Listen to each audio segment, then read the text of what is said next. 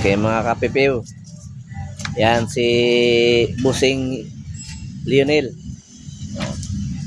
Nagawa ng ano.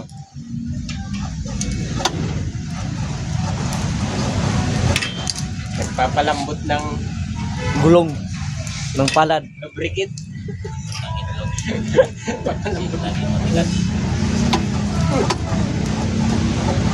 Daging matigas. Napalambot niya itlog. Pinapalambot yung itlog mga busing, mga kapipiw. Yung barko namin malapit na matapos.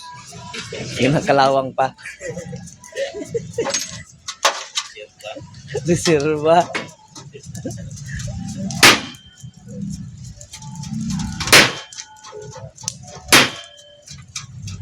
Kita mo mukha mo. Yung